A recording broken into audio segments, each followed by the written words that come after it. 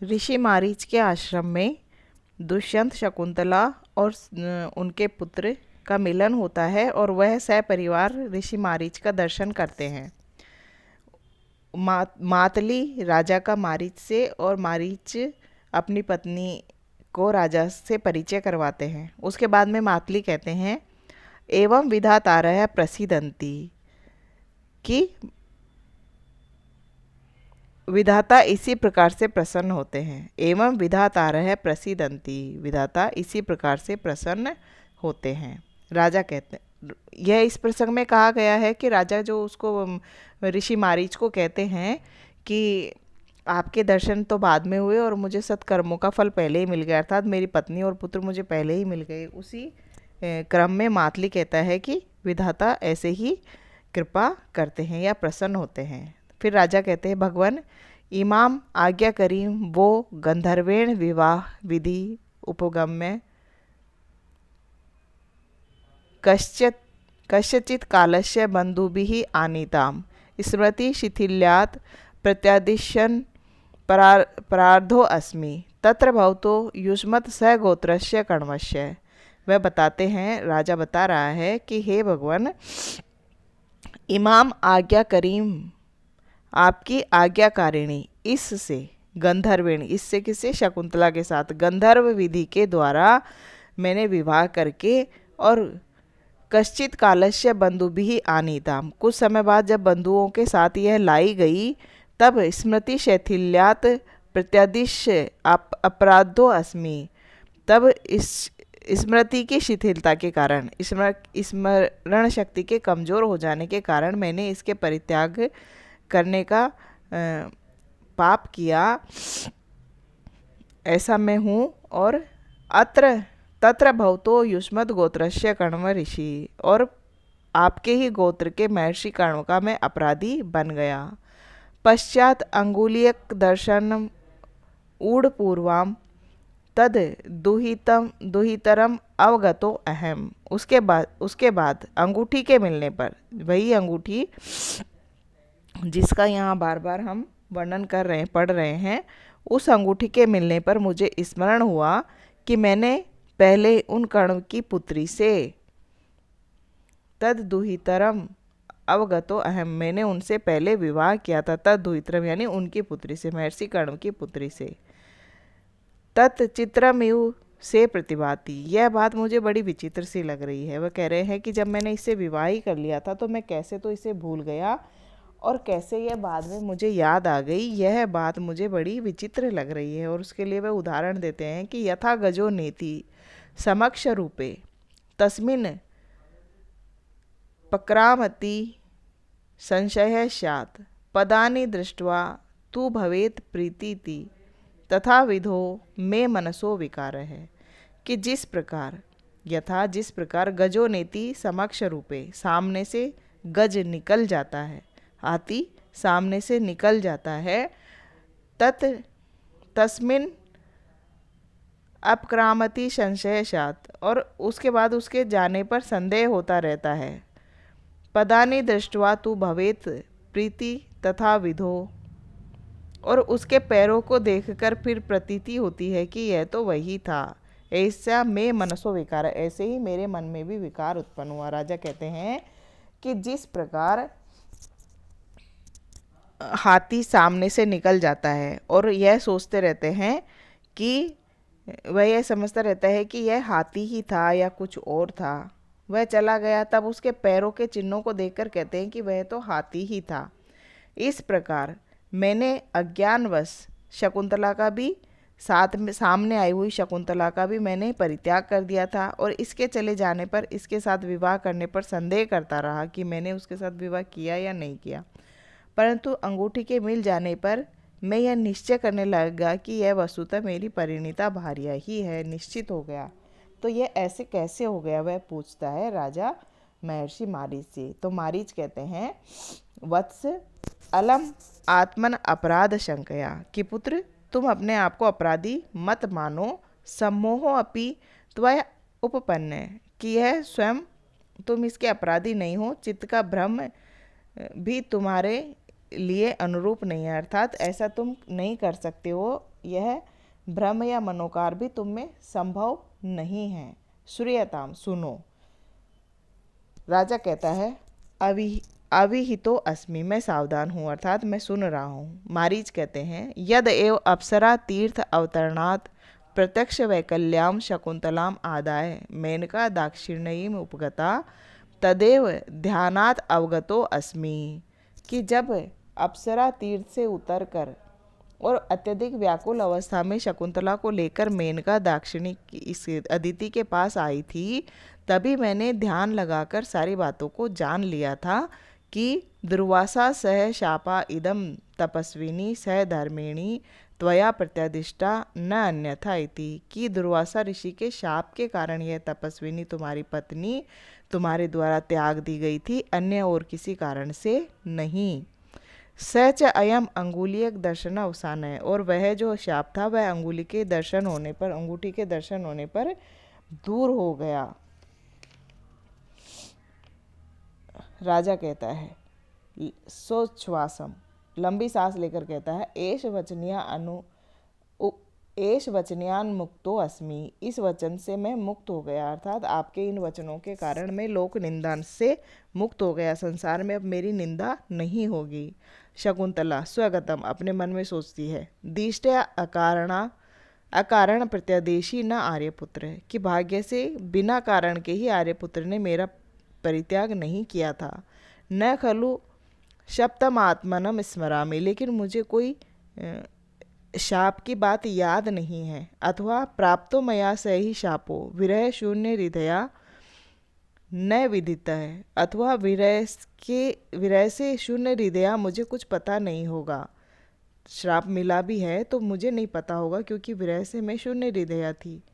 अतः सखीभ्याम संदिष्टा अस्मि भर्तु अंगुलीकम दर्शयितव्यम इति, और इसीलिए सखियों ने मुझे आगाह किया था या सावधान किया था कि पति को अंगूठी के दर्शन करा देना। मारीच कहते हैं वत्से चरितार्था असी, अब तुम सफल मनोरथ वाली हो गई हो। तद इदानीम सधर्मचारिणीम प्रति न त्वया मन्यु कार्याः, तो अब सफल मनोरथ होने के बाद में अब तुम्हें अपने सहधर्मीचारी पति के प्रति किसी प्रकार का क्रोध, मन्यु यानी क्रोध, न कार्य नहीं करना चाहिए। पश्च देखो शापादसी प्रतिहता स्मृति रोध रूक्षे भर्तय पेततमसी प्रभुता तदेव,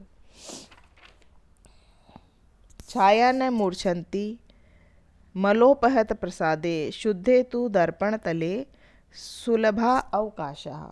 कह रहे हैं ऋषि कि शापाद असी प्रतिहता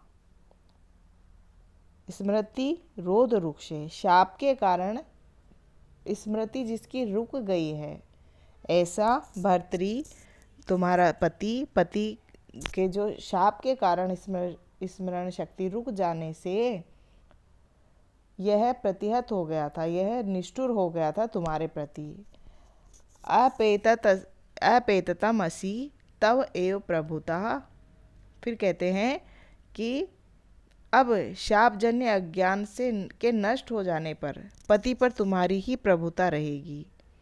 छाया न मूर्छन्तीम लोपहत प्रसादे शुद्धे तु दर्पण तले सुलभा अवकाशा, की अर्थात छाया मैल के हट जाने पर स्वच्छता वाले दर्पण पर नहीं पड़ती है। छाया जो है वह मेल से विनष्ट, मेल पड़ जाने से जिसका चमक क्षीण हो गई है, ऐसे दर्पण पर छाया नहीं पड़ती है, परंतु शुद्ध दर्पण पर सुलभ अवकाश वह बड़ी आसानी से दिखाई पड़ती है।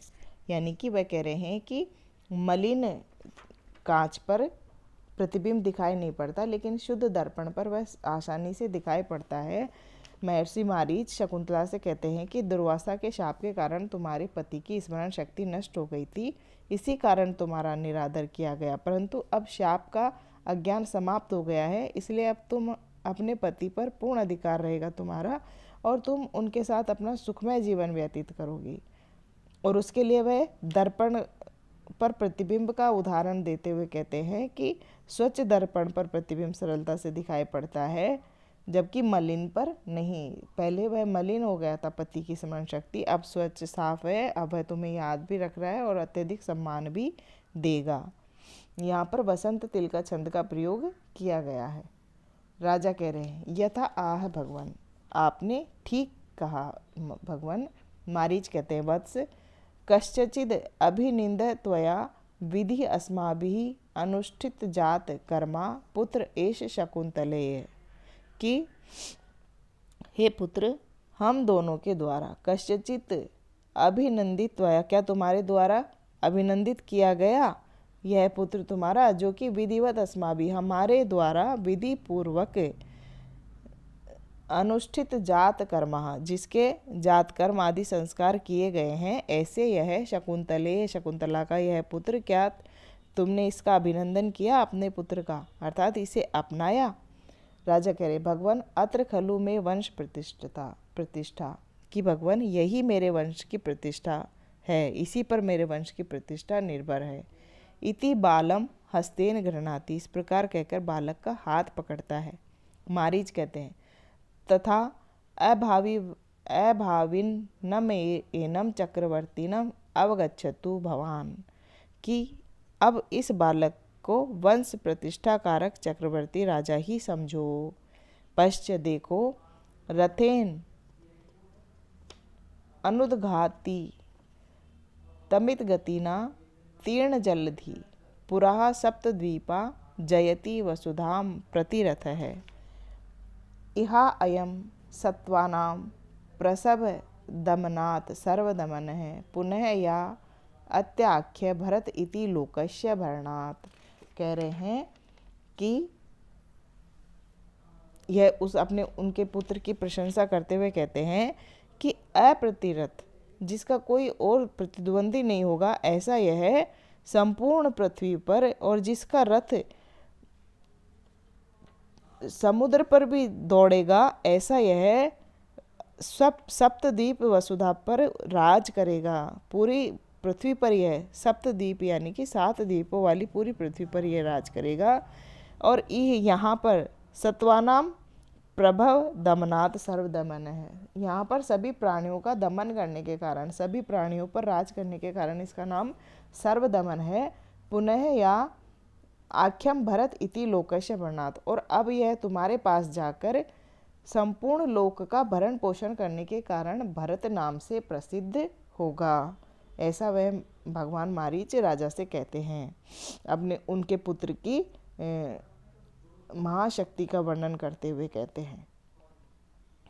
तो यहाँ पर इस श्लोक में भावी विजय का प्रत्यक्ष सा उल्लेख होने से भाविक अलंकार है, और सकारण बालक के नामकरण का प्रतिपादन करने से काव्यलिंग अलंकार भी यहाँ पर है, और शिखरणी छंद का यहाँ प्रयोग हुआ है।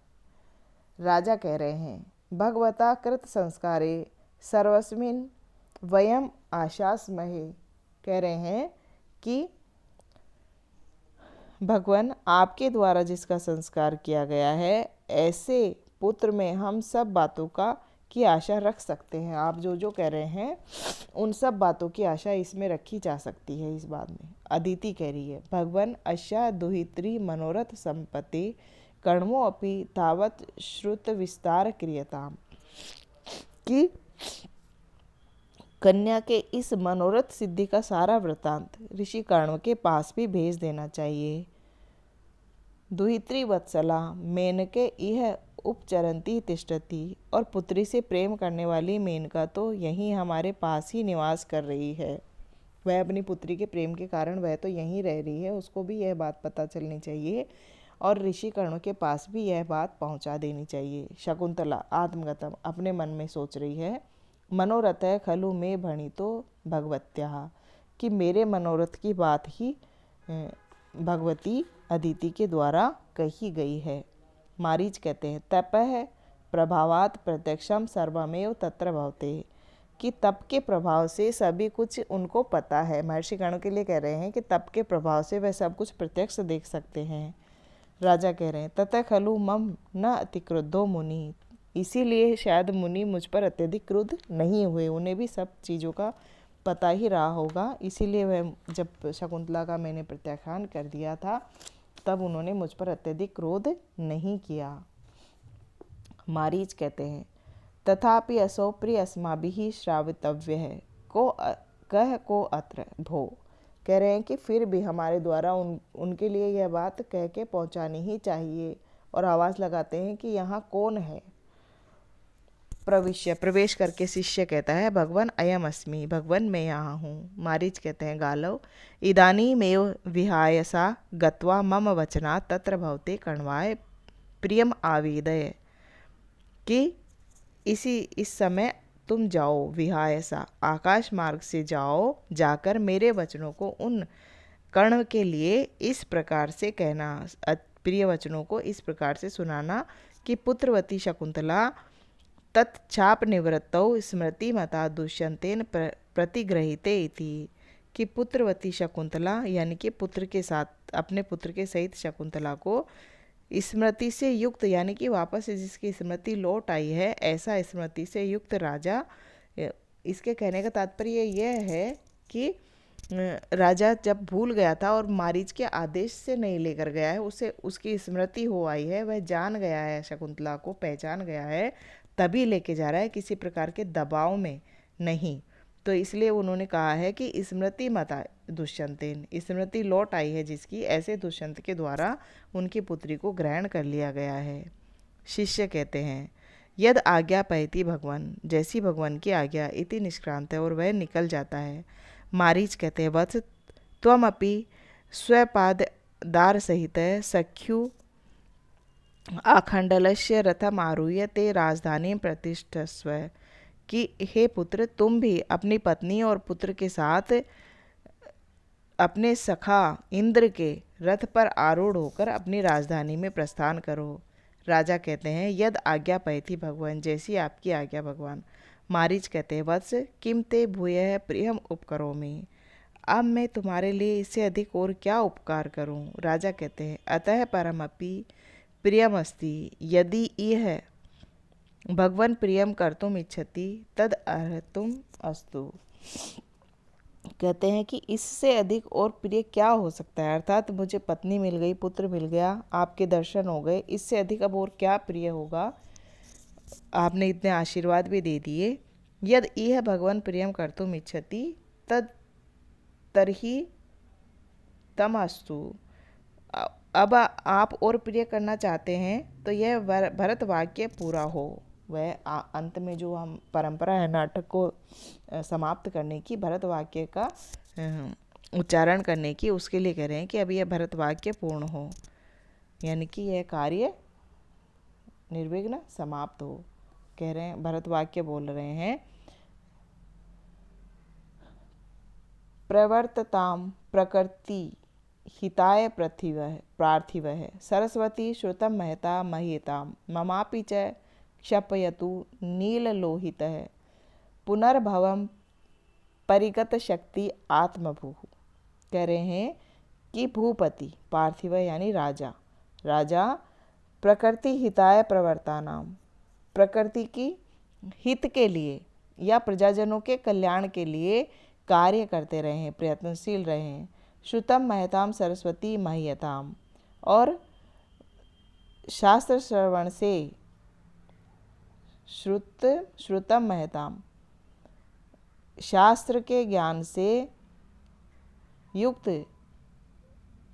कवियों की वाणी पूर्ण सत्कार प्राप्त करे।